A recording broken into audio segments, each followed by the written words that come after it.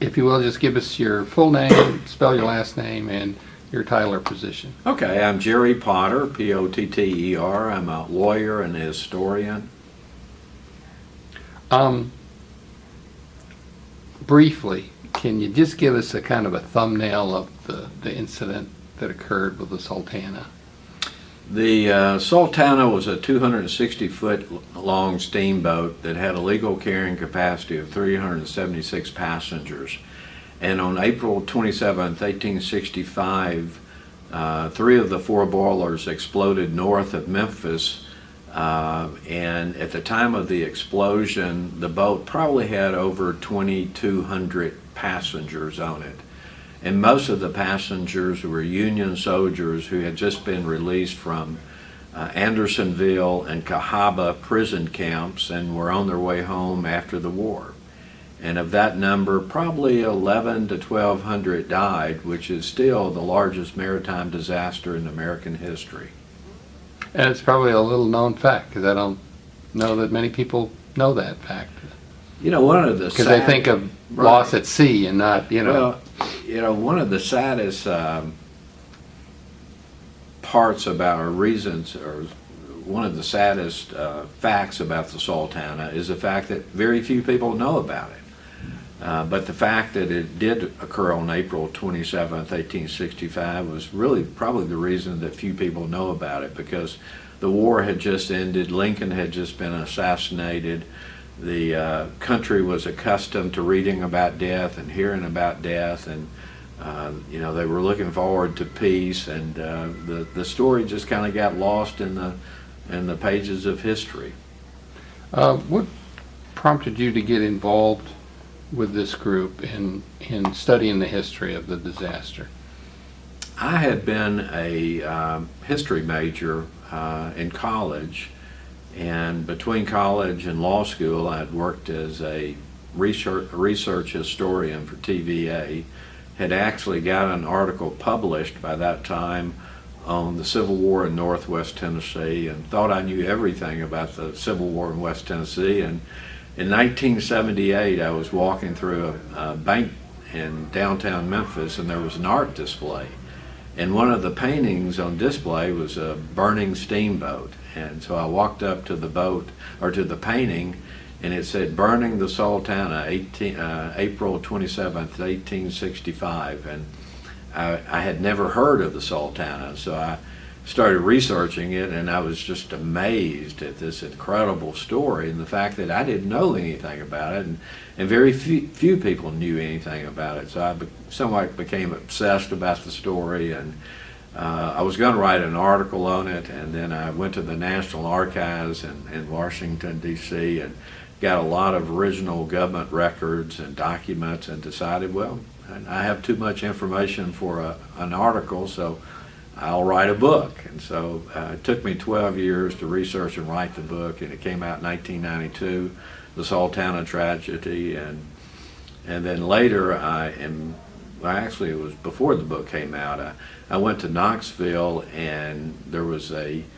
meeting of some descendants of the Sultana survivors. And so I actually met about 8 people whose fathers were on the boat. This was back in the mid-80s, 1980s, and I just couldn't believe that there were people alive whose fathers had fought in the Civil War. Right.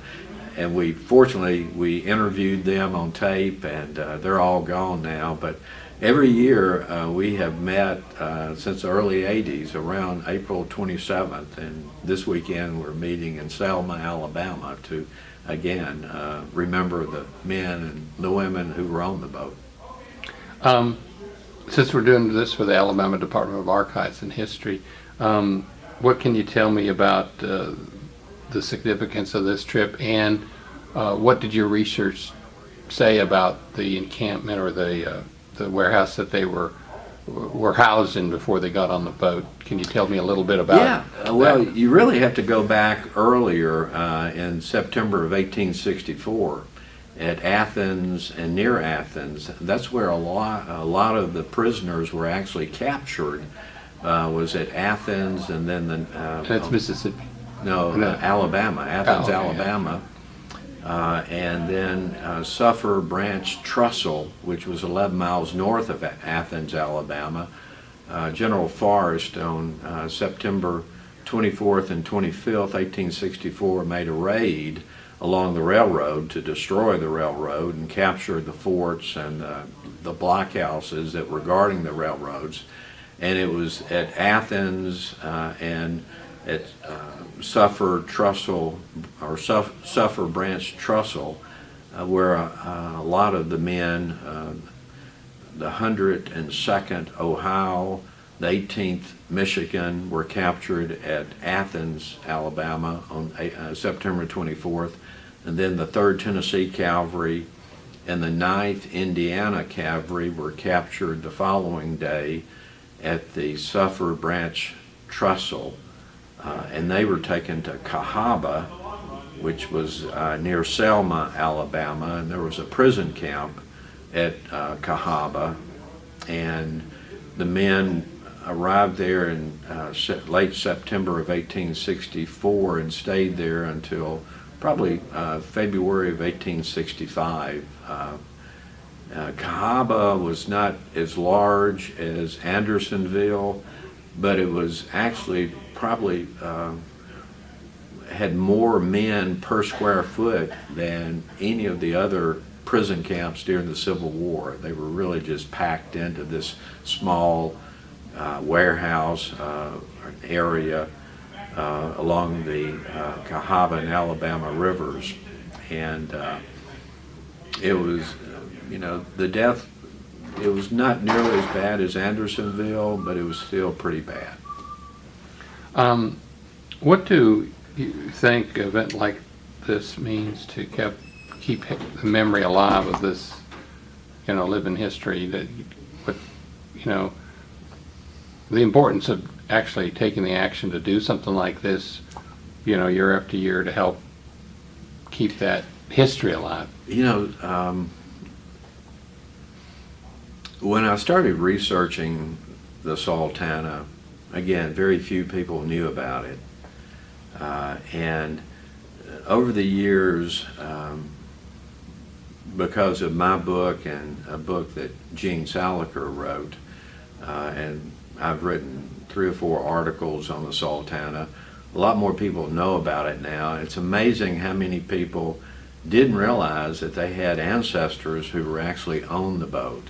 And one of the most gratifying things is to educate people about their ancestors and what their ancestors went through.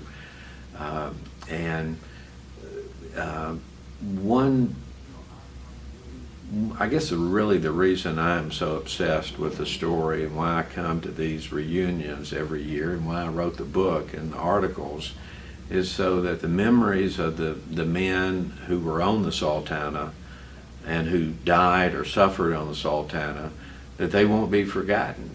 There was one soldier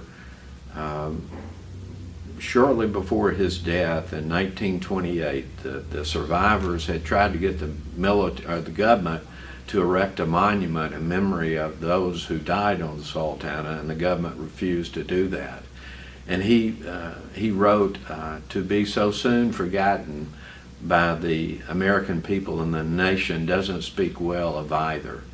And so when I read that, it's the fact that they were forgotten has really haunted me.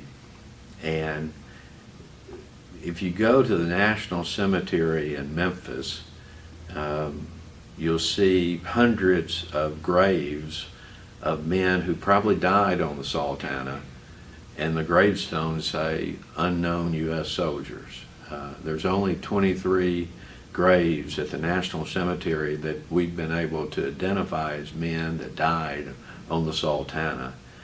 And the fact that, their identities have been forgotten, they have been forgotten, I think is what motivates a lot of us to meet every year and try to tell the world that there were some these men that were on this boat on April 27th, 1865, and we do need to remember them. Because unfortunately the nation has forgotten them. Is this your first time to Alabama? No, no. I've been to Cahawba. We've been to Athens, Alabama. I've researched in Alabama, so no, I love Alabama. Would you plan to do any more exploring of history in the state of Alabama outside the Sultana story? I'm still looking for another topic to write another book on, so maybe someday I can find something in Alabama or Tennessee to write on. What would be some of the things that you would suggest that would make a group like this, what would you be looking for in other states that you'd want to do some history exploring? And like you said, they didn't recognize the soldiers and stuff. What are some of the things that you would suggest that the state would want to do to be, to record or put a monument up and that kind of, help the history of it remain? Well, I think that, Alabama should do more about letting people know what happened at Athens and Suffer Branch Trussell. The fact that a lot of, what happened to those men, there were a lot of African American troops who were actually captured at Athens and Suffer Trussell, who ended up, they were taken to Mobile, Alabama and forced to work in the defenses, constructing the defenses around the city. Again, the white enlisted soldiers ended up at Cahawba, and I think that there is a visitor center at Cahawba. There's not a lot left of Cahawba, but people need to know about the fact that there was a very large prison camp in Alabama where a lot of Union soldiers suffered for months. And then when they were finally freed and sent to Vicksburg, they were placed on the Sultana, and a large percentage of them died. In fact, the men that were captured at Athens and Suffer Trussell on September 24th and 25th, 1864, those men who were captured on those 2 days, well over 50% of them would later die on the Sultana. Anything you could add or would like to say about your book or this event? Or The Sultana story is probably the most incredible story you'll ever read, because it is so tragic. I don't think I've ever encountered a story. We always focus on the Titanic, but there's no comparison between the Titanic and the Sultana. The Titanic, the people bought passage. The Sultana, the men were forced to get on that boat because of corruption and just gross stupidity and gross negligence. And those men should not have been on that boat, and they were virtually murdered because of the corruption of some Union officers at Vicksburg. And I guess the saddest footnote about the whole story is that no one was punished for the largest maritime disaster in American history. Good. Good. Yeah. Just give us your name, spell your last name, and your author of your book, and mention that. Okay. Look at me the whole time. Okay, right. My name is Gene Eric Saleker, S-A-L-E-C-K-E-R. My book is Disaster on the Mississippi, The Sultana Explosion, April 27th, 1865. How long have you been a part of these reunions that are Hold going up on? real quick. I just saw something I don't like here in the background. Uh-oh, okay. Well, you just got my name, you don't need that part, so. Yeah. It can look bad in the back. There you go. It's just this.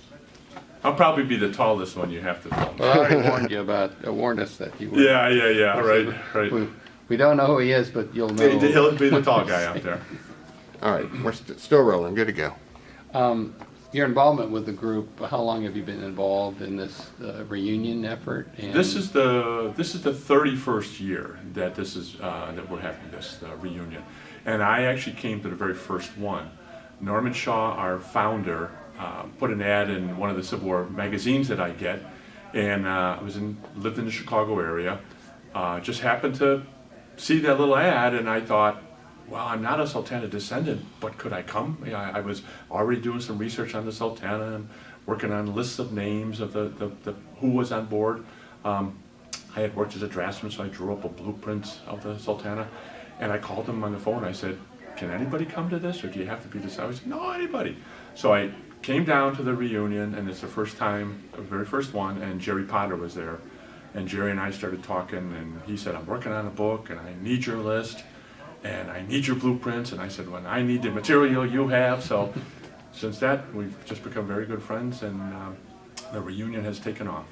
so what sparked your interest? Because I know Jerry had mentioned a painting. He's seen a painting, Correct, and yes. that was kind of the impetus of how he got involved and then followed it through by doing Right. the research Right. and the history. What got me interested, I used to live about 100 miles outside of the Chicago area, and there was a small city library, and I've always had an interest in the Civil War, and I was reading many of the different books in the library, and they had one called Transport to Disaster, written during the Civil War Centennial. I think it was like 1962 that the book came out, by a man named Eliot. And I didn't know anything about it. I skipped over that book a number of times. I finally, after reading almost all the other Civil War books, I said, well, let me read this. And I read it, and it was about the Sultana. This fellow Eliot, his great-great-grandfather, had been on board. That's how he knew about it. And he was a newspaperman from the Memphis area, so he had some connection with the Sultana there. And he writes this book, and I read it. And I was amazed. I had never heard of this. After reading all these other Civil War books, I'd never read anything about the Sultana. And what bothered me is that he had no footnotes. Where did you get your information? I needed to know. And so I just started doing my own research. And the other thing he said is, nobody knows who was on board. Nobody knows how many prisoners there were. And I said, I bet I can do that with my little bit of knowledge with computers, because I'm not really that good. I said, I can try to put together a list. So that's what got me really started. And then in doing that, looking at old-time newspaper stuff, you read the accounts, of course, of the fellows, where they're talking about the hurricane deck, and they're talking about this part of the boat, and I'm like, I have no idea what this is. So because I had been working as a draftsman, I decided to draw blueprints of the Sultana. And then, of course, when I met Jerry Potter at the very first reunion, that's when I exchanged stuff with him, and he exchanged information with me. So it worked out really good. If you don't mind, let's go over the part you were talking about, because that's something that Jerry Sure, didn't cover, sure. but how the groups merged together here and the conditions and that kind of stuff. Okay. In Cahawba, you're talking about basically the history of the Cahawba. Athens Right. and Cahawba Oh, okay. eventually coming down here, and then, they thought this would be a good place the gathering point before they disembark, and are released. Okay. And it was a one-for-one prisoner swap. It was, yes. Yeah, well, it was supposed to be, but it never worked out like that. There was many of the men that end up on the Sultana came from Cahawba prison, which is Cahawba, Alabama. And what had happened was, in September of 1864, Confederate General Nathan Bedford Forrest had been on a raid, and he attacked Sulphur Branch Trestle. It was a fortress over the Sulphur Branch River, I guess. And at the same time, there were 3rd Tennessee Cavalry boys and some African-American soldiers were guarding this fort, and a call went out for help. So the 18th Michigan Infantry, the 102nd Ohio Infantry, and the 9th Indiana Cavalry started towards their rescue. General Forrest was getting reports of this, so he quickly notified the commander of the fort that, I have thousands and thousands of men, which he didn't have. And he said, if you do not surrender the fort right away, and I am forced to take the fort, he says, I can't be responsible for my men. They may kill the whole group. So he brought the commander of the fort out, and in what he was doing is he was talking to this guy. his men were marching in the background, and then they would go behind the woods and walk past again, and go behind the woods and walk past the third time. So it really looked like he had a lot of guys, but he really didn't. So the fort will surrender. The relief column of the 18th Michigan Infantry, 102nd Ohio Infantry, and these 9th Indiana Cavalrymen are on their way. They get within sight of the fort when they see that it's now got a Confederate flag over the front of it. It has surrendered. Well, now what do? So Forrest's men surround them, and they surrendered in whole, the full regiment. What happens is they will be sent down to, those big groups are sent down to Cahawba prison, which was a fairly new prison. It was actually called Camp Morgan, was its official name, but it's always been called Cahawba prison. And they sat there in Cahawba prison from September 1864 all the way until March of 1865. The commander of the prison, Lieutenant Colonel H.A.M. Henderson, was a fairly nice commander, and he tried to get food for the guys. At one point he will go to Vicksburg, Mississippi, and talk to the Union people there, quartermaster, and he says, if you can give me some food, some clothing, I will take them to Cahawba and I will distribute it to the Union soldiers under my command, which they did.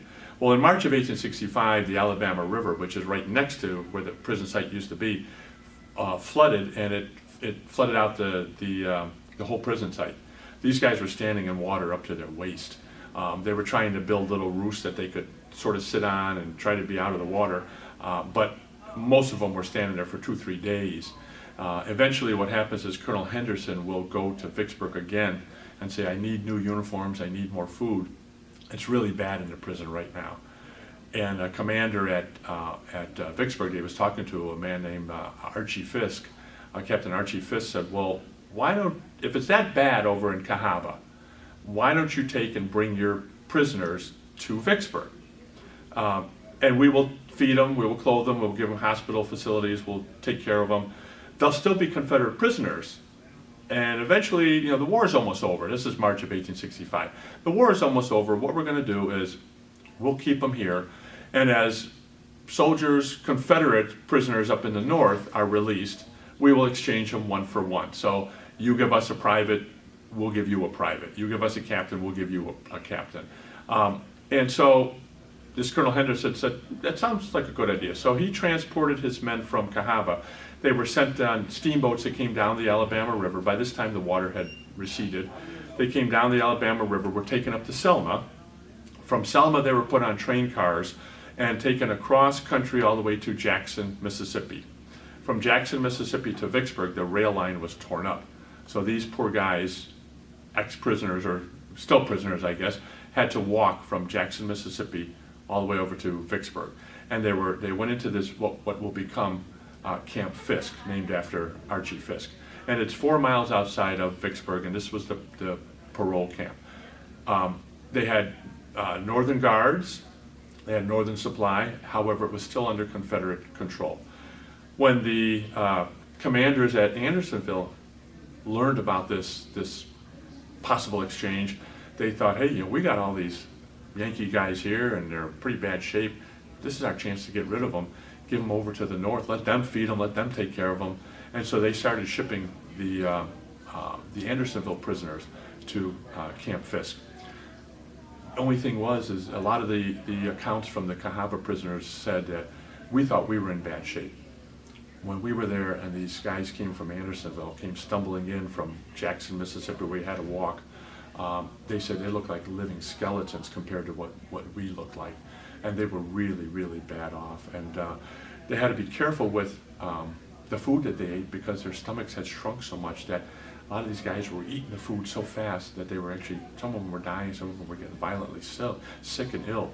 And so they had to give them the order, we'll just feed you a little bit at a time. So. What do you see as one of the big advantages of having events like this to keep the living history? How important is that? Okay. As there's so many events from the war and stuff that Right. Right. In this case you had little recognition after the war or in history up to Period. this point. Right. Yeah. So you're having to make your own Right. case. Right. But having these reunions, what does that do to help keep it alive? Well, the interesting thing about having these reunions is the survivors themselves thought that it was important enough to start reunions to keep the memory of the Sultana alive and let people know that, you know, there was such an incident, the largest maritime disaster in American history, and few people knew about it. And so they thought that they needed to keep it alive, so they would have these meetings, and they wanted a national monument, which never came. The state of Ohio wanted to build a monument in Columbus. There was some graft and collusion and all this stuff, and eventually that never happened. So the 3rd Tennessee Cavalry boys built their own, paid for and built their own monument in a cemetery in Knoxville, Tennessee. And so they started having reunions in Knoxville. That was what we call the Southern Camp, the Tennessee guys and the Kentucky guys. The northern people from Ohio, Michigan, Indiana started meeting around, I want to say Dayton, Ohio, but I'm probably wrong there, Toledo, near Toledo, Ohio.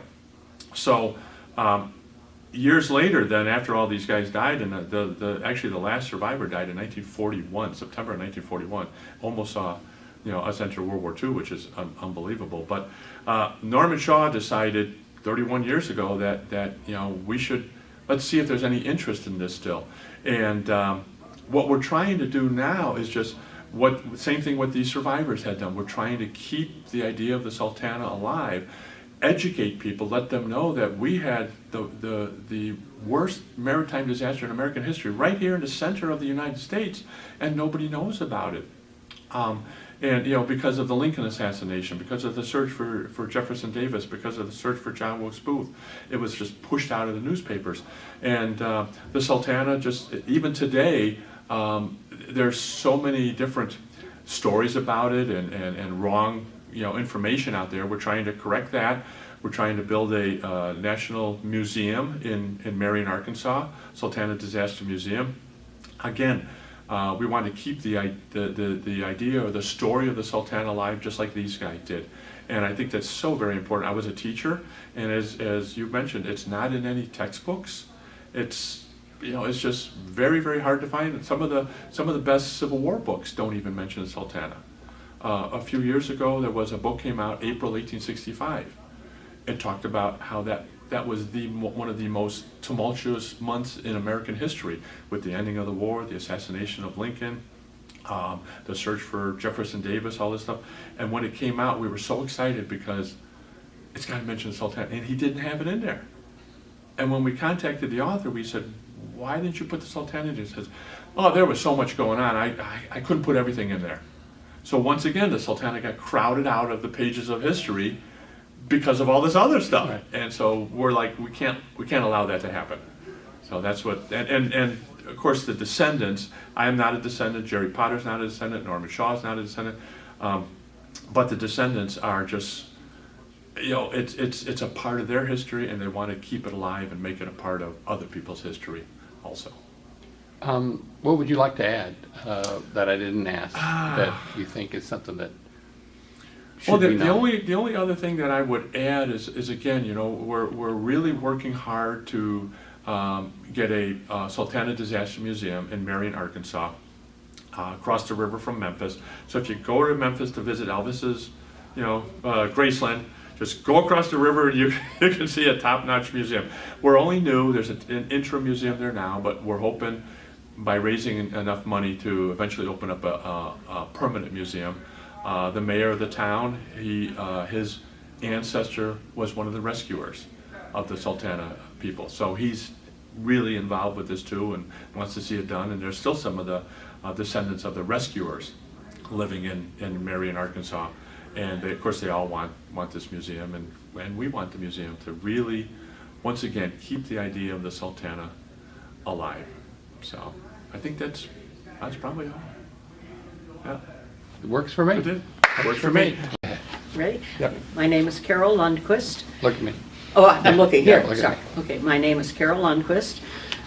I'm a descendant of Daniel Garber, 102nd Ohio, Company E. He was my great-grandfather, and he survived the Sultana. What do reunions like these mean to the family descendants? And besides the obvious, you know, getting together, sharing stories, and Well, that is the first thing that came to my mind is the meeting family, meeting friends, old friends, sharing stories, and remembering these men and the work the association has done to keep the memory of the Sultana alive. And I think that's increasingly important over these last, 15, 20 years particularly. How long have you been coming to these? I think our first reunion my husband and I came to was probably 1998. A little fuzzy on exact date, but 97 or 98. So we've only missed a couple, and after he died in 2009, my daughter Karen started coming with me, and we've been to most of them since 2009. We did not get last year to Franklin, unfortunately, but here this year. So. Well, surprisingly in Alabama, we know nothing of the incident. Yet the Cahawba site is very well documented as Alabama's one of its capitals. And that's all they talk about in history here. They don't do any mention. Yeah. And you may not know the Alabama side of the fact that it's I do, because actually before we went to our first Sultana meeting, we came to Cahawba first. Because after my husband retired, and he was a genealogist, and then more interested in history, and my Civil War history is extensive, and both sides of my family, Union and Confederate, and we started traveling more. We had time, money to get out on the road. We loved road trips. I think I loved the road trips better than he did, but at any rate, road trips, and we said, we've got to go to Cahawba. And we knew, he knew about the Sultana as I did. I grew up with the story. And the first time we went to to Cahawba, it was when he started doing some extensive Civil War research, and that would have been 95 or 96. So actually, Cahawba has been on our radar, and Selma, for a long time. We've been here in Cahawba, visited at least half a dozen times over the years, and we had other things to do too. And Sure. then when he, died in 2009, I've not made any road trips, but eager to get back to Selma again, because I haven't been here in a number of years. So Have you ever been here for the reenactments that they do? we have not, because And- it never coincided. Once we started going to the Sultana Association meetings, they didn't coincide. We couldn't do both, and we spent the time on the road visiting family. I have family in Georgia and other Civil War sites. So I've never been to the reenactment. What do events like this, you think, mean to keeping the history alive? Well, I think because of the number of men that died, the scope of the disaster, and the way it was forgotten so quickly after the war, for understandable reasons, but I think it's so important that a group like this continues to honor the memory and disseminate the facts about it, which Gene has done, and my husband too, in his research. He and Gene Salker actually worked together on a number of,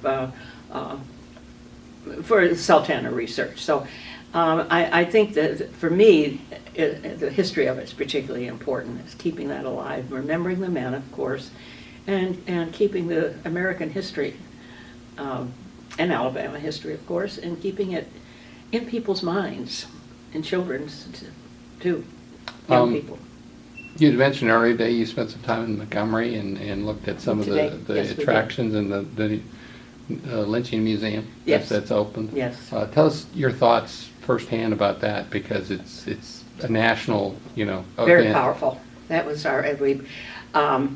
Karen and another member of the group, we went together, and we didn't know Nancy, but all three of us wanted to do the same things, and we said the Rosa Parks Museum first, which was a lovely museum, some fabulous artwork, but not as a heavy, there's still plenty of heavy history there, but because it has a positive outcome, it didn't weigh down on us, but the lynching museum did. That's a very, very powerful statement. And I think the more we went into it, the more powerful it got, just seeing the number of names and the counties. It's a beautifully done. And just an amazing place, but we said as we left, this is heavy stuff. We all agreed that exactly heavy stuff, and it was. Do you plan to come back to Alabama to do more history? I'd like to, if I can have my my left arm with me over there, Karen with me, and if there's any other gatherings. I don't know that I'll make a special trip to come back. I'd sure like to. But, you know, we've done a fair amount over the years when my girls were little. We've been to Huntsville and the museum there. And we've never been south of here, though, which I'd like to go down to Mobile, but I don't know. There's, maybe. We'll Well, see.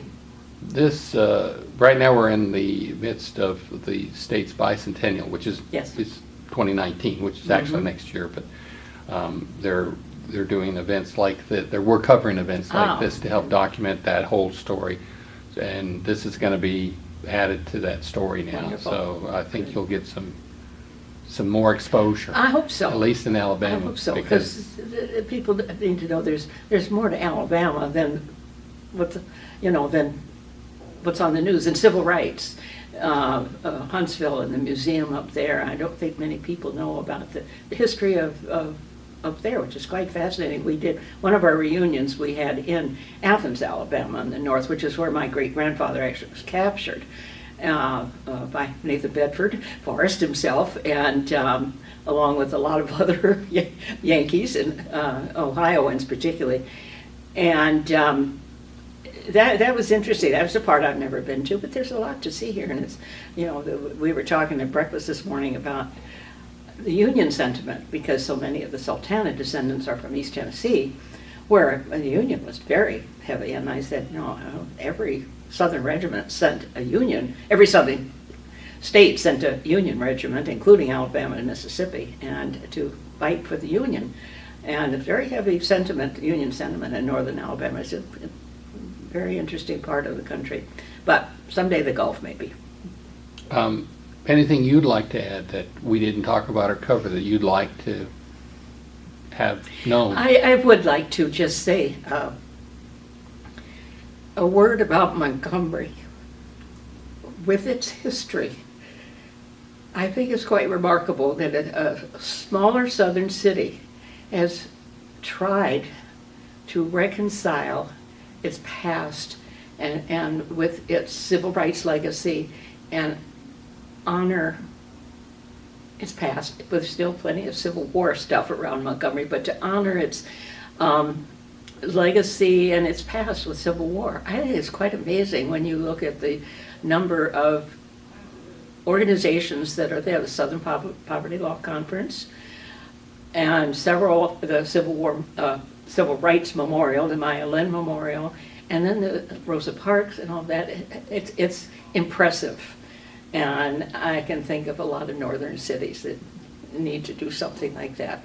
I mean, it's not to say that the past is gone in Montgomery. I know it's not. I have 2 Georgia relatives. I know the South is still present, you know, the old South, and yearned for sometimes. But I was very moved by the museum and what Montgomery has done, because I think the old Montgomery is fading. The George Wallace Montgomery and his legacy. And it seems like quite an active, economically strong downtown, which we got lost in several times. So that I think is one thing I'm going to take away from this trip more than anything, because this is not a new place for me, but I was impressed with Montgomery. So. Can't ask for better than that. Yeah. And I'm not saying that to flatter. I really was. We were very moved by it. And Nancy is, I don't know if Karen would echo that or not, but the woman we were with today was, her husband was a Native American activist. She was very moved by it too, I think. And quite a place. Montgomery's come a long way. It has. It's It tried to has. make amends for a lot of the things. You know. It gets a bum rap sometimes. Well, I think it does. And, you know, I kind of go, oh, I keep snagging. This is stupid. Sorry, I hope I'm not being filmed. I keep wrecking all my clothes with getting snagged on that. Yeah, I think the certain cities in the north could learn some lessons. But, and I'm speaking as a Yankee, and I grew up in New York City. So the South is, and Montgomery's trying. I can't speak for the rest of them, but I think Montgomery's trying. Very impressive. So. All right. Do we want to get maybe your grandfather, was it, that was on the boat? Great-grandfather. Great-grandfather? Did you hear any stories? All my life. Not a lot of detail, but I always heard about granddaddy, this is from my dad, his grandfather, Daniel, who survived this big explosion at the end of the Civil War, his boat, and had to survive, had to push people off of a piece of wood that he had grabbed. And when I was little and didn't know the story, I used to think, oh, that was just horrible. How could anyone do that? Well, now I know and understand better, and I'm not sure that's actually what it was. He was just, like all of these men trying to fight for survival. Right. That's about as much as I heard of it. Oh, I'm sorry. You're still got it on. Yeah. My Just dad- kind of Yeah, rephrase. I wish I'd asked as everybody says this over again, I wish I'd asked my grandfather about it, because he lived until I was in college, and he knew Daniel. But some of these things you come to too little too late, and that's one of them, and same thing about my other grandparents. But it was an important story, and I inherited from my dad a couple of books about the Sultana, which I never read until I was grown up and actually starting to get involved, like my husband was, in the family history and genealogy.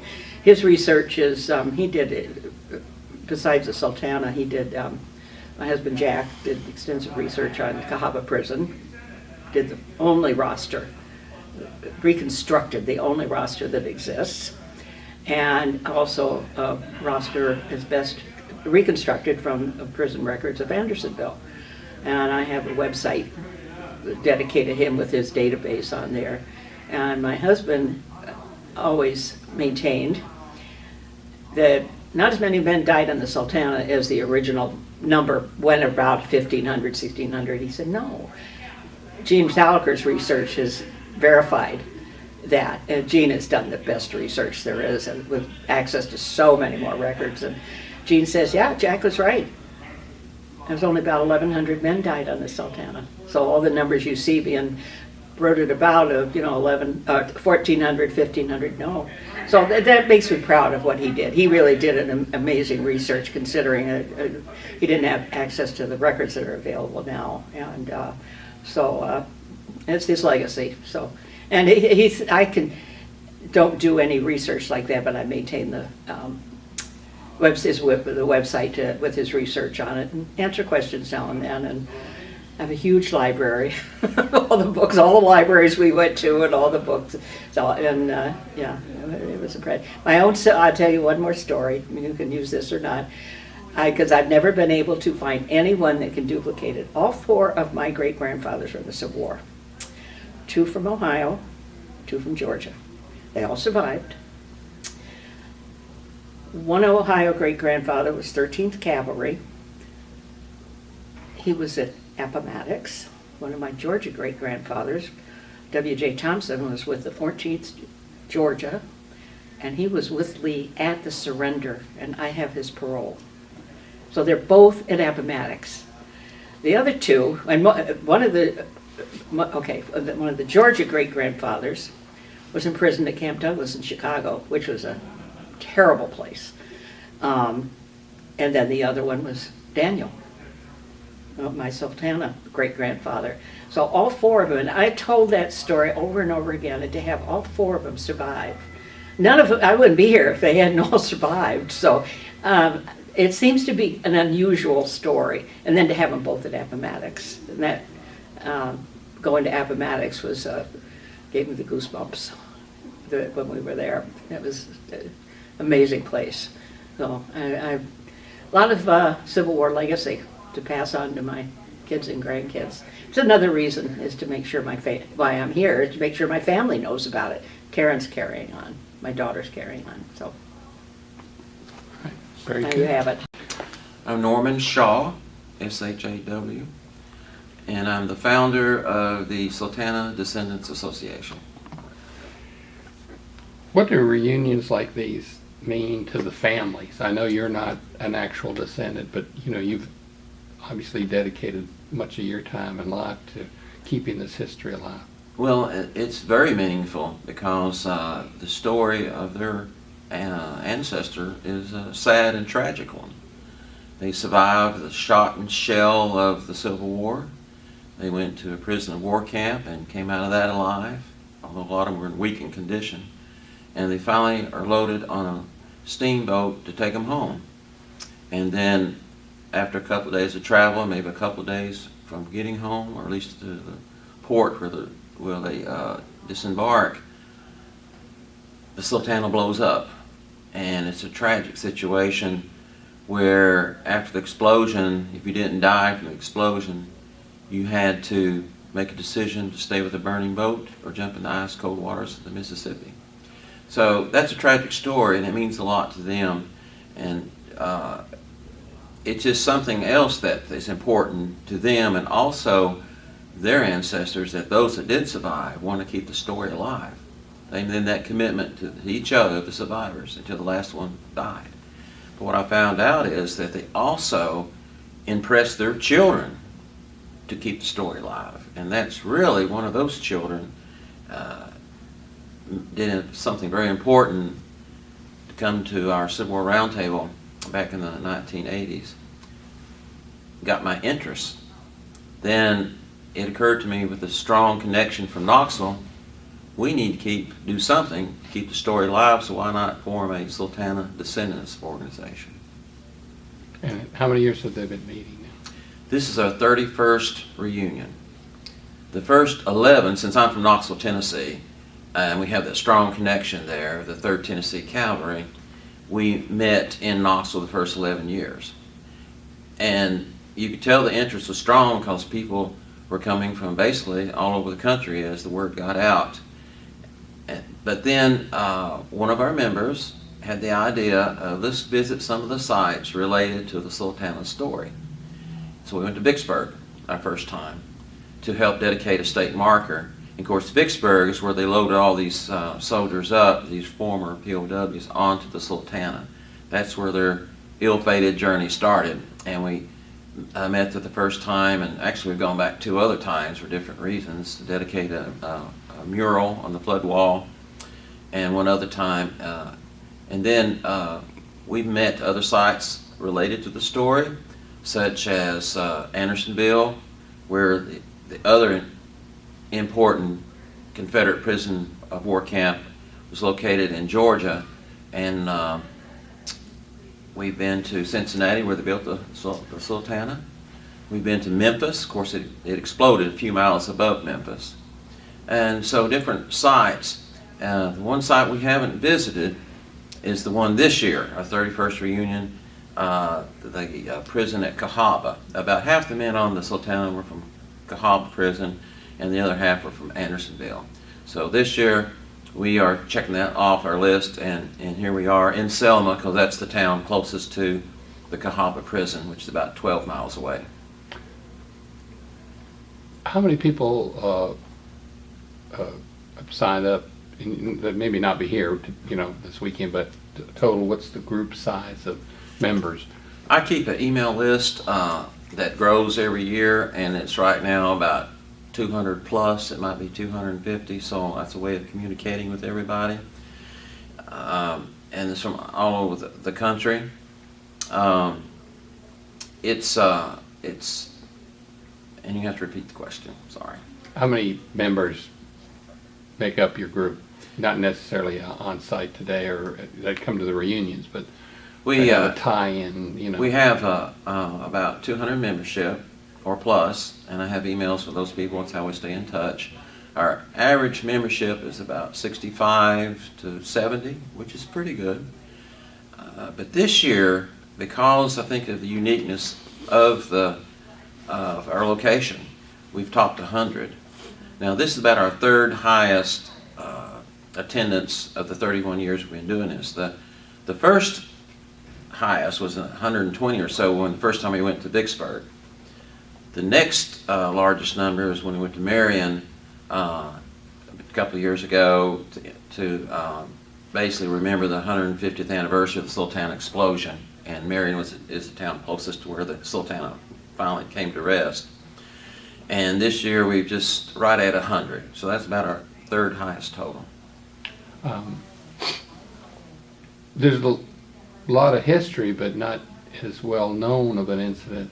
And from some of the other folks that I've interviewed today, they obviously the recognition of the story and then some kind of landmark or physical museum, and you know, there's a lot of efforts going on to do some of that stuff. But how important is that, and what are your efforts to get more recognition?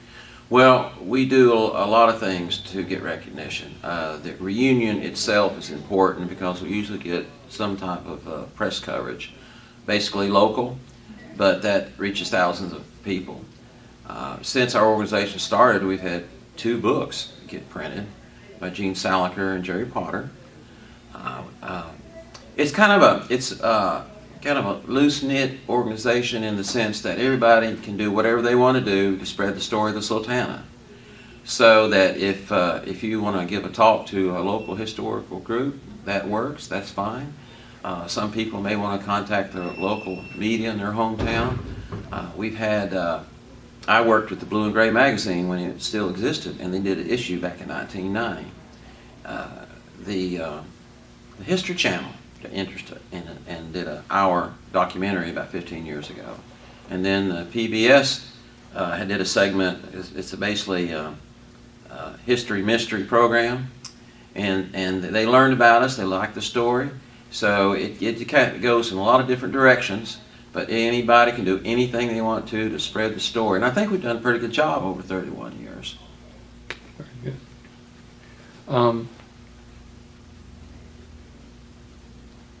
What do you, explain, I guess, some of the activities they're going to be involved in today with your group? Well, what we typically do, we have meetings on Friday of a weekend. We try to pick a weekend that's closer to the anniversary of the disaster, which is April 27th. And we have Friday meetings with some speakers. And then Saturday, we usually tour the location we've decided to meet that year. We spend a good part of the day touring, a bus tour, take a break, and then we come back for our concluding Saturday evening dinner.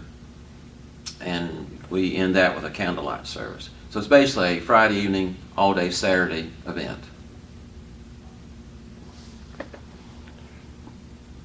Anything you could add that you'd like us to know about the event that I didn't cover or we didn't talk about?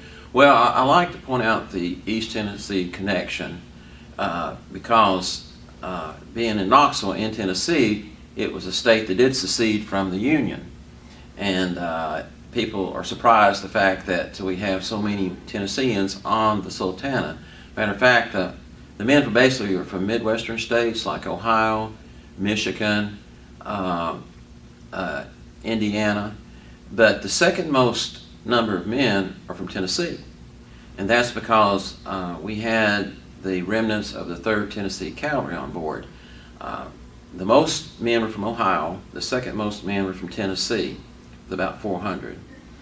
Of those, about 165 survived. And then they built a beautiful monument. It's probably the first monument to the Sultana in Knoxville. It's a beautiful one made out of pink marble. It has all the names of Tennesseans on it. So I like to tell people that our Descendants organization originated in Knoxville because of our strong connection, and just let people know that because that surprises a lot of people since we're from Tennessee. Anything you'd like to see Alabama do more? Well, another reason we're here is because of the 200th anniversary of the state of Alabama, which technically is next year. But we had a invitation from Linda Derry at the old Cahawba Archaeological Park, and part of the draw was that, hey, we can get more recognition because we are participating in the 200th anniversary of the state. And so I really don't know what more Alabama can do as far as the Sultana story, but we are very fortunate we have old Cahawba here to go where they preserved the prison site. But it wasn't for that. It was because it was a state capital. Well, that's right. If it probably wasn't a state capital, Yeah. it'd probably be long gone. Yeah. Well, that's right. Cahawba was the first state capital, but regardless, it is the where the prison site was located and in an old abandoned cotton warehouse, and that is the draw that brought us here. And so we can do two things at once. We can remember the ancestors that were on the Sultana and help celebrate the 200th anniversary of the state of Alabama.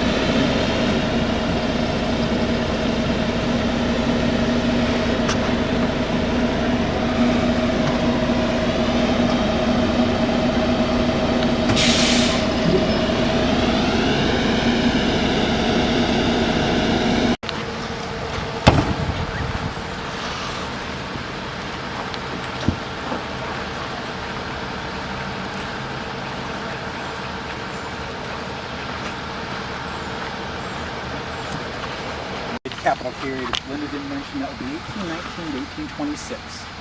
And the Crocherons, not Crocherons. The Crocherons came down here very early on, looking at getting a big government contract and building the state capitol. That didn't work out. They did build the State House. They did build the first brick store and also the county courthouse. But what we're going to look at is evidence of a residence they had. Their nephew came down a few decades later and built quite a wonderful mansion for his lovely bride from Philadelphia. The old brick store had multiple storefronts.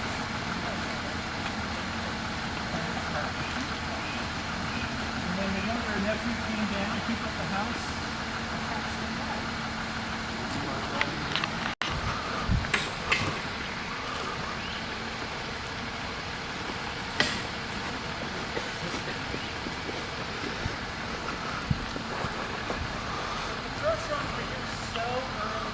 Just a minute. Land sale, they could buy best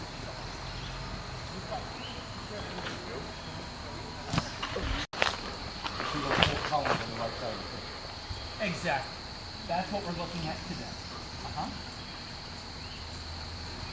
So, besides Castle Morgan, our other big connection to the Civil War in general would be, turn to page 10. They came out here. So by the Civil War, the Crocherons were long gone, and a guy named Matthews, no relation to myself, Matthews owned the place, and he hosted these two opposing generals. What year was that? 1865? 60, yeah, the end of the war. Okay. April. Battle of Selma had just happened, so it was early April. And before we leave, we have to check out the river, so let's just look over here.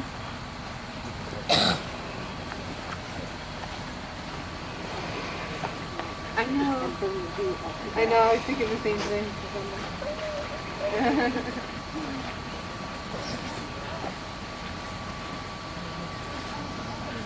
Enough tip and I can get you anywhere down here.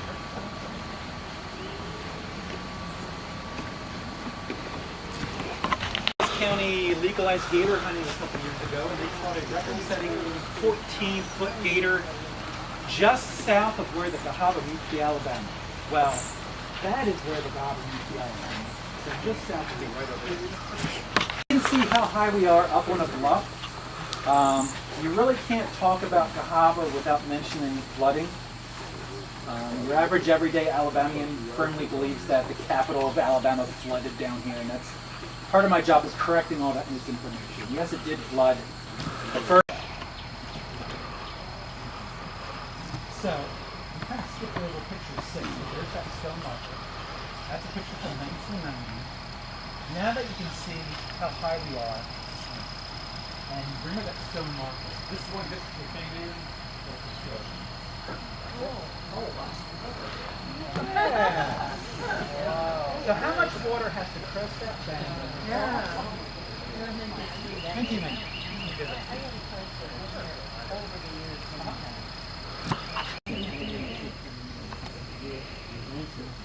Yeah. What about her? Well, they're just red, aren't they? This is the Wilson cabin. They're really We're red. here. Well, no, they're plain that are Like I said, pretty much that way. we're They not say a state black park here, for but them. We're not even a town. black It's in between So that must be the Alabama two. River over there, right? oh, that's this is I Cahawba, think this that's is the Cahawba, that must be the pretty Alabama. wide river there. More water in my slate than the whole state of Arizona. Let's get back on the truck.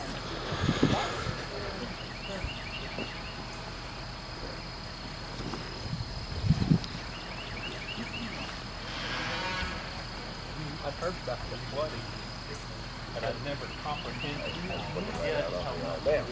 Yeah. It's right there.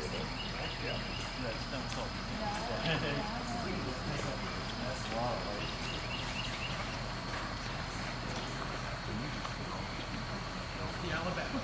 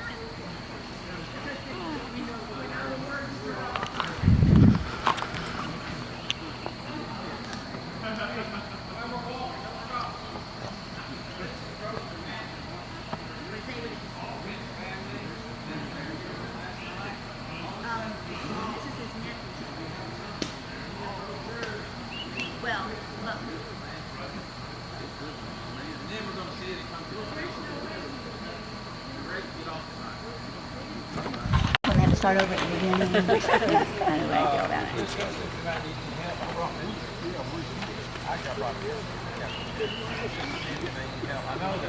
Okay. Can everybody hear me? Remember last night you were told about the Crocherons? No, we're okay. I got a seat right here. Yep. This was the home of R.C. Crocheron. The lady that wrote that book was his granddaughter. Her mother was raised at this house. Before the war broke out, his wife died, and so he went back up north. Whereas, and I think that John Jay was his uncle, stayed and outfitted a Confederate. This guy, his daughter married a Union general. So there you have it. But you see this big long basement hall. The Crocheron family is a family that built the very first state house here. In those early years, everybody was in love with the Crocheron's commercial row. Okay? So what they would do, and then John Jay came down. Nicholas and David, I think, were his half brothers. They would, once they made their fortune, they'd go on and get a plantation. So when they moved out, or went to the Great Beyond, John Jay came in relatively early, ran this store, and he made his fortune. Then he went downriver to a place called Elm Bluff and built a wonderful home. And his sister built one right next to it. Had more of it right back here on that corner where your bus was set. Mr. Perrine had a store too. They were cousins, both in Staten Island. On the back of his store was a house too. So this is very different. We build big white buildings here, boxes. These New Yorkers built in a very New York style. This column fell not too long ago in a storm, gathered it up.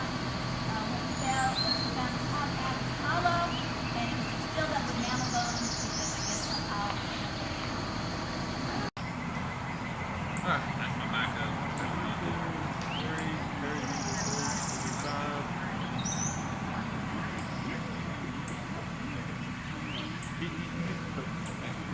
3 rounds. You got to have it. You got to have it.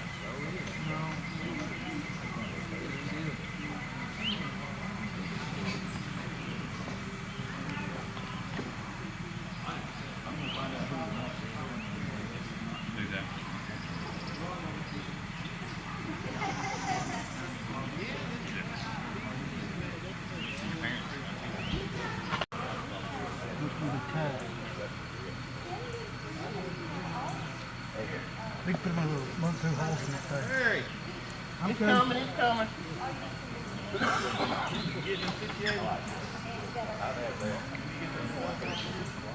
Left or right? Left.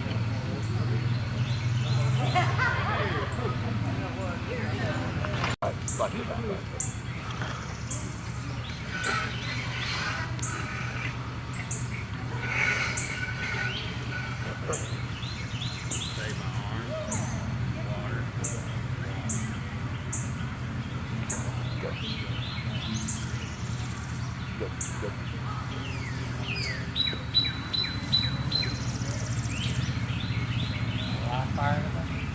Yeah. I wish. Good point. Blank, yeah, there we found the pond. You know they both ran here.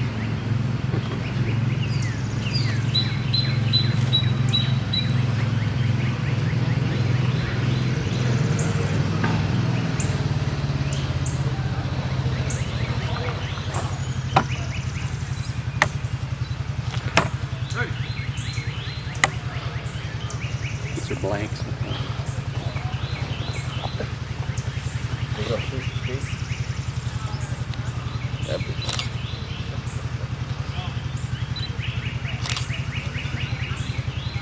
Fire. Boom. Load.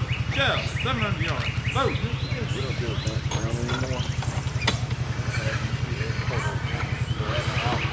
Not yet.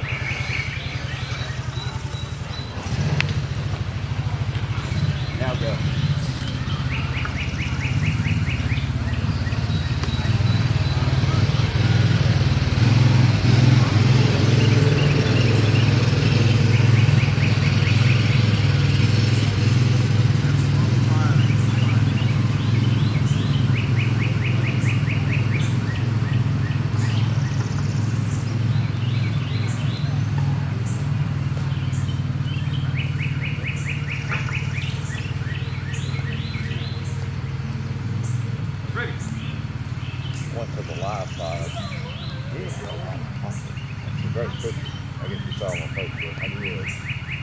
What's that? French 75. Fire. Boom. Load. Shell, 700 yards. Load.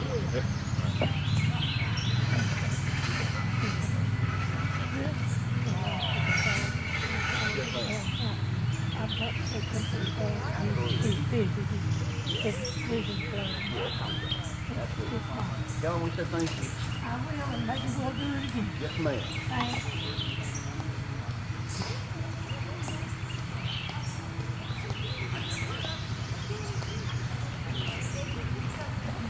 This is what the ceremony's gonna be at 1:30-ish.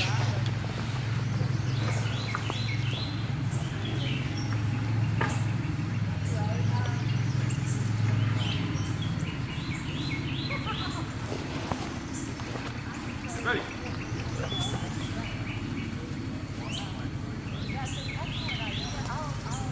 I guess we have to fix it in post if we want to see the cannon explode. Boom! Sound fake, little fake smoke coming out.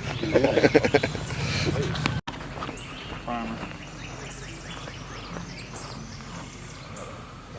And you back out.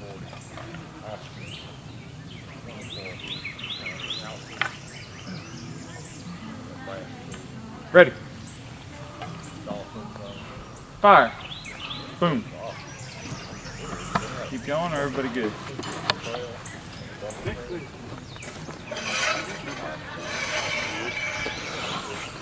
Good. Good. Y'all look good. Y'all look pretty. Yeah. Some people might think so. Frank, you don't have the right anatomy. Well, hey, Frank thinks you are. Here. I think it stopped leaking. Or, yeah, it's still something there, but it's low enough now.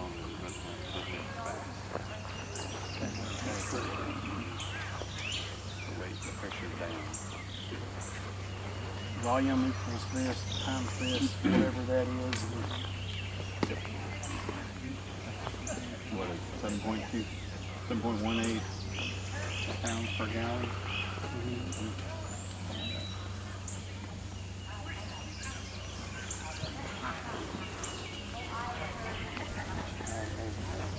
I don't think how much Cahawba. I don't really care about water. Good morning. Good morning. Are y'all gonna fire 3 volleys? Yes, 3 rounds. 3 rounds? Yes, Because right after the 3rd round, then I'll start blowing tight. yes. Make sure you hear.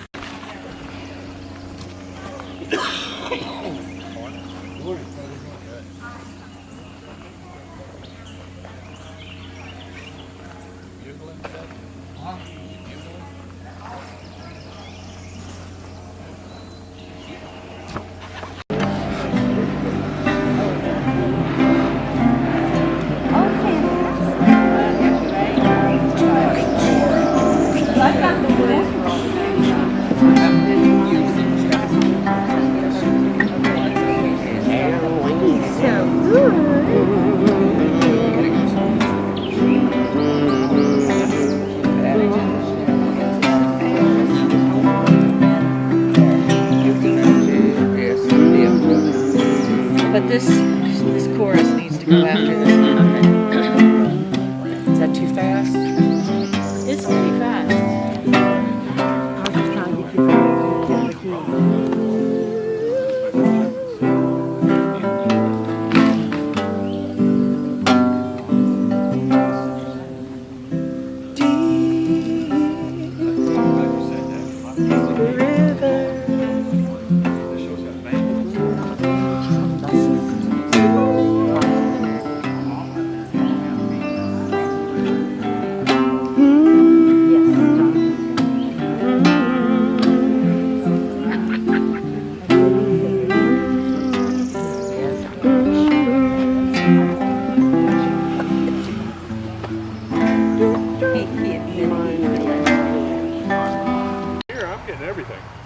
I hear you. Get as much as you can. It's an opportunity. Right, right.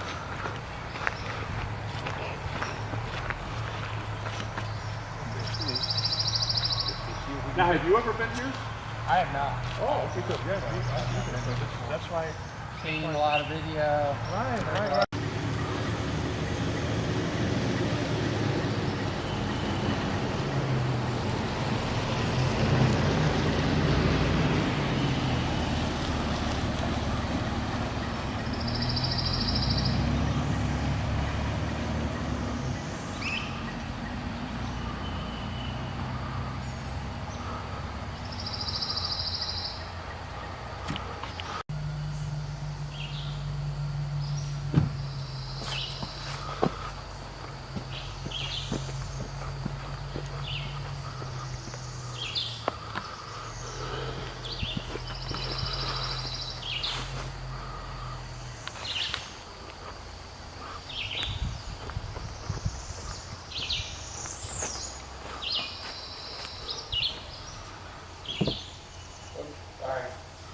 No problem.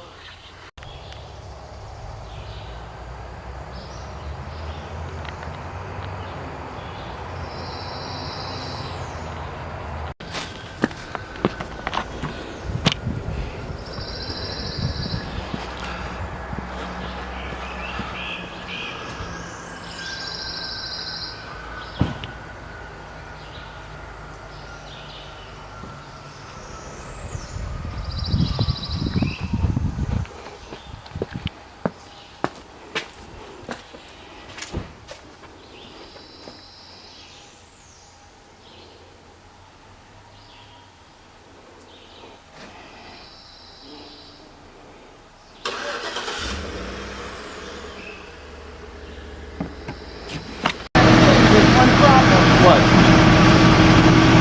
What's that? I don't know which button to push. A big round one at the bottom of the screen.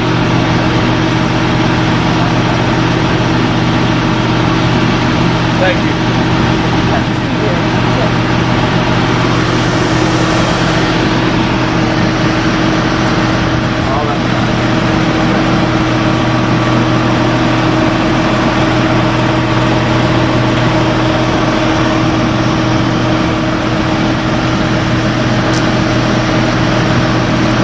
To cry out freedom.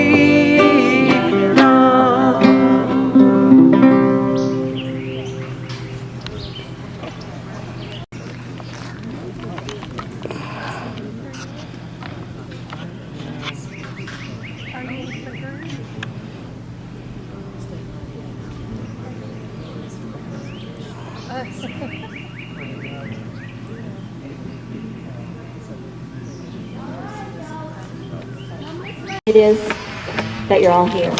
Every year, where's Buddy? Buddy Perkins back there organizes, there he is, a memorial service for the Union soldiers.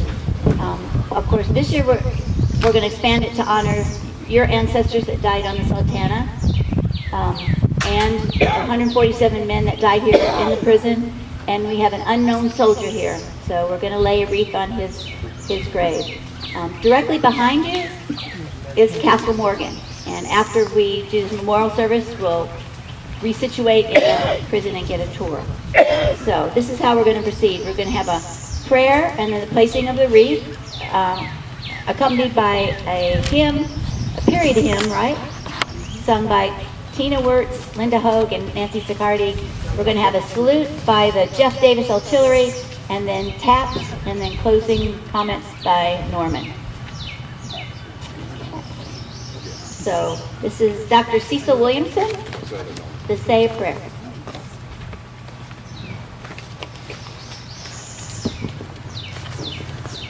Let us pray.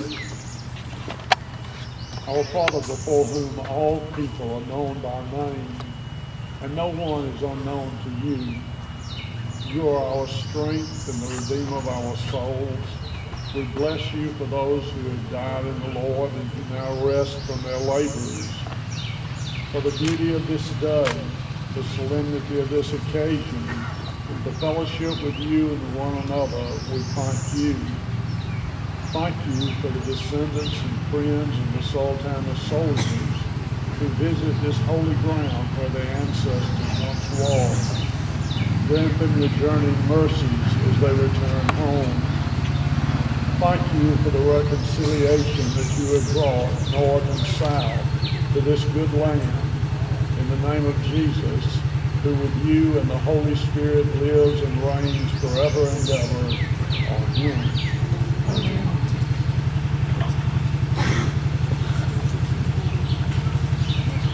Amen. This is Bruce Lipscomb. She's our curator here.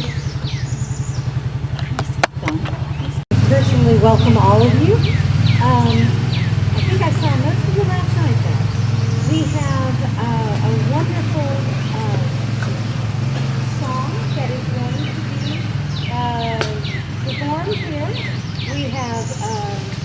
We will also, during the song, have a At the river where bright angel feet have trod, with its crystal tide forever flowing by the throne of God. Yes, we'll gather at the river, the beautiful, beautiful river.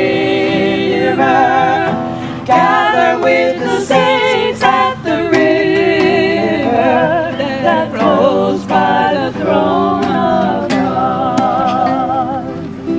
Ere we reach the shining river, lay we every burden down. Grace our spirits will deliver and provide our robe and the crown. Yes, we'll gather at the river, the beautiful, beautiful river. Gather with the saints at the river that flows by the throne of God.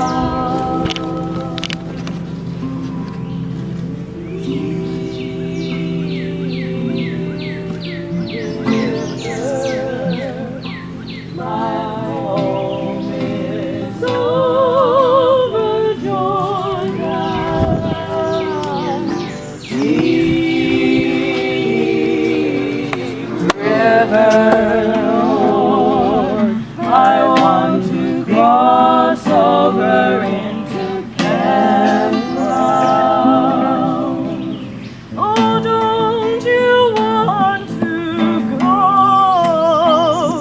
to that gospel feast, that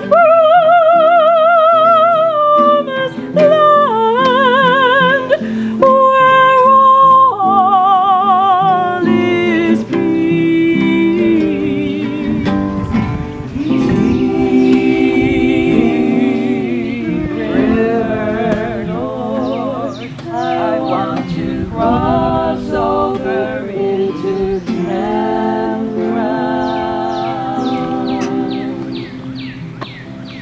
Soon we'll reach the shining.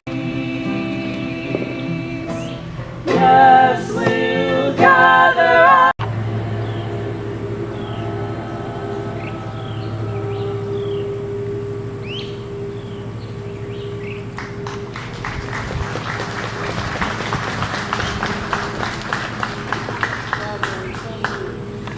I want to turn your attention this way to the Jeff Davis artillery. We're going to have a salute for Norm wants you to know it's going to be loud, so you might want to put your fingers in the ear.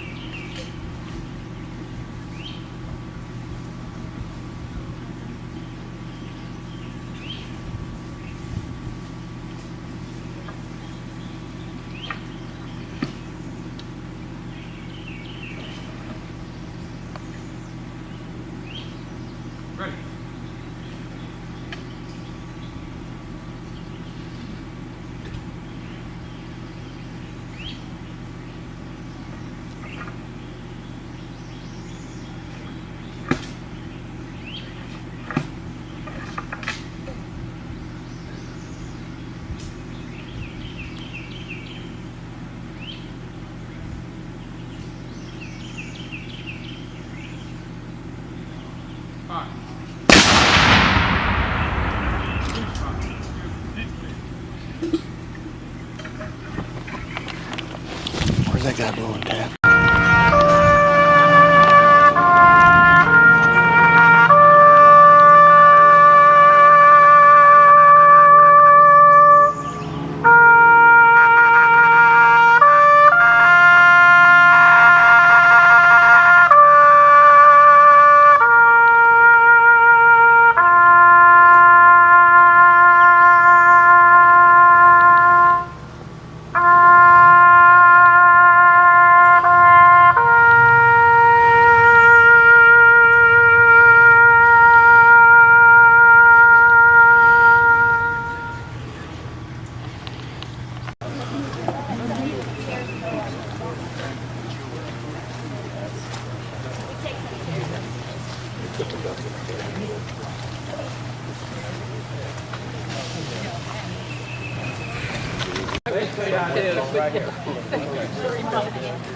We need to keep this kind of open.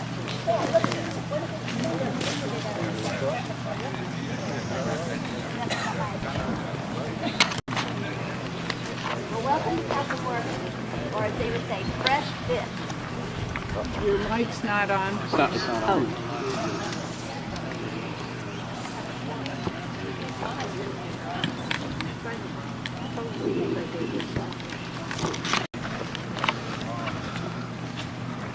Norman, do you have the microphone? You're good now. Oh, that's good. They can hear us. Right, but we're going to need it for the letter. I just want to, we're going to have to make up some time.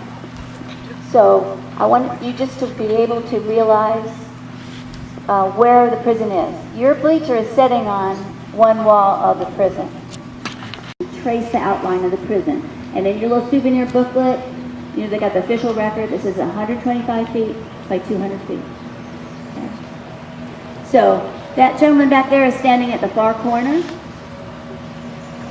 And Stacy's over here in the far corner. The other corner's right here. And Jonathan Wave, that's the other corner.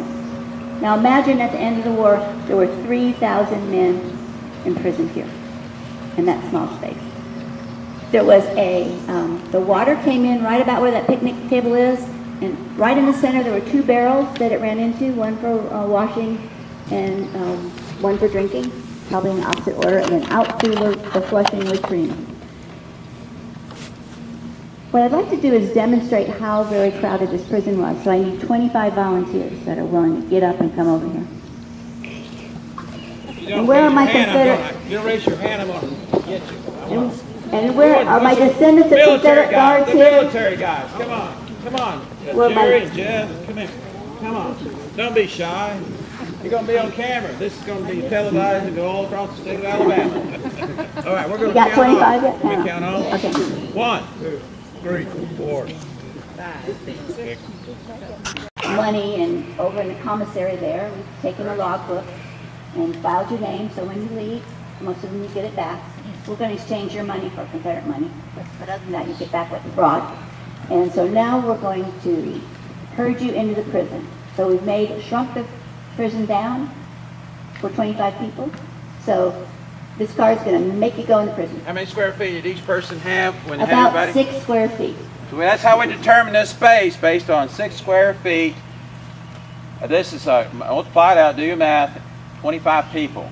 This is what you would have lived in during the time, except when you went out to cook. This is the space you had to live in. Ready? And lay Ready. and sleep Go in. for it.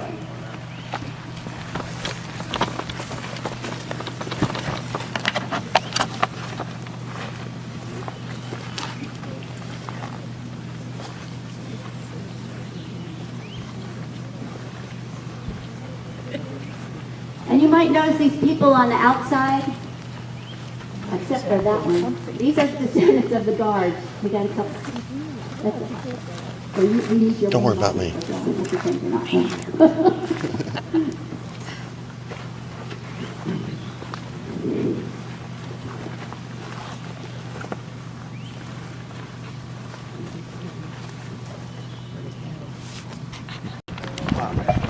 Now let's talk about what happened in March. That's when the floodwaters came up.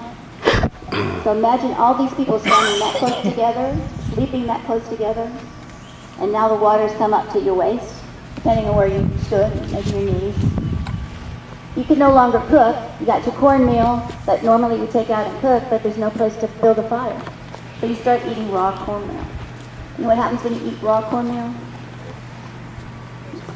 You get a bad case of diarrhea. So you're all standing this close to each other and you all have diarrhea. So I'm going to add that into the experience.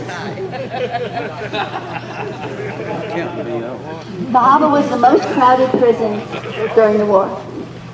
Okay. You got it? Thank you very much.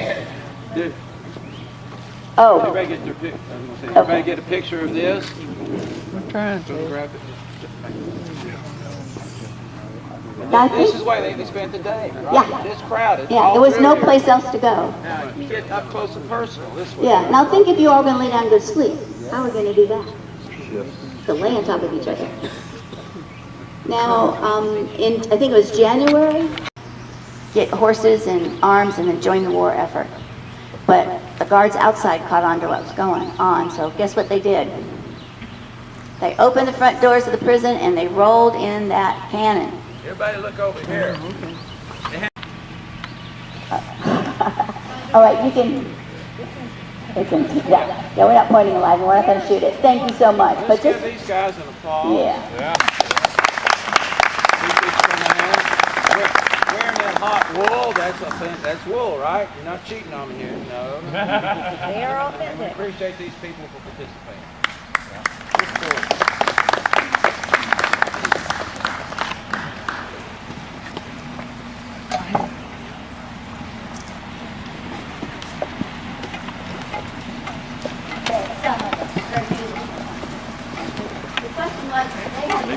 They had bumps in the interview right here, they had bumps in them, but the majority of them were laying on the ground.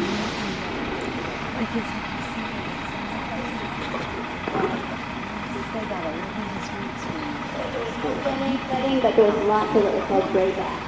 That's what they spent the time to do. And when the flood happened, they said, oh, the rats came out. The rats were in there.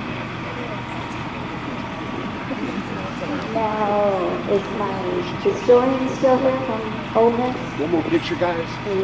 I speak at schools like I could go ahead and describe these things, but I think it's much better if we get the actual words of people that were. Yes, sir. Took a couple of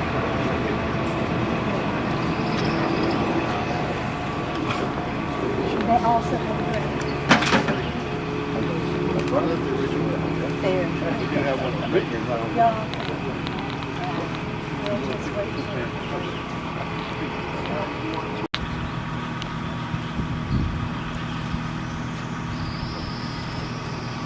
This is an excerpt of a letter from Miss Marks, who was a nurse in the hospital at the end of the road, writing to Mrs. Gardner. Remember the lady had her house right here? Her house, they put her house in your booklet. Especially you, dear Miss Gardner, will never be forgotten by me. I often think with pleasure and gratitude of your numerous kindness in assisting me by contributing to the many little wants that have blessed you here, and in the end, may you receive your reward, a crown of unfading glory. Thank you. Can I have another volunteer? Oh, we're doing short ones and then we'll do the big ones. Volunteer? No, nobody else. This one is from Spencer Williams from 3rd Tennessee. He's writing to his mother. He's actually signed a book for 100 years old. if they had one sound eye and able to carry their gun and cane. We left the prison in a miserable condition as there were heavy rains and the Alabama River had rose until it overflowed the whole town and was also half leg deep all over the prison and had been for 5 days. It was bad, though amazing to see the Yanks numbering 2,200. Now this is Melville Cox Robertson, 93rd Louisiana Volunteers. March 4th, 1865, military prison, Cahawba, Alabama. Yesterday morning, it was running into inner prison and before night over all the ground inside the stockade. Night before last, I suppose there was 1,000 men in the prison who passed the night on their feet, half leg deep in water. Hundreds of rats were driven from their holes and were drowned or killed. All day yesterday, the men did this. He lived right down there. He was planning on going to college, but the war broke out 16 years and we did have a drama for him. So he's writing to his parents. Dear parents, after traveling about the country and seeing all of the rights of human importance, and accordingly, we were introduced to one of the most renowned institutions of learning, Catherine Moore University. Beautifully located on the banks of the Alabama River. The structure was partly of brick, the grounds were well laid off and surrounded by a high fence of shirts and shoes and socks yesterday. And we will draw the balance of our clothing today or tomorrow. And then we will look like white men again. Well, Nancy Jane, I'm at a loss to give you a full history of our treatment. Sure! Because I'll be feeling the same. I was upset.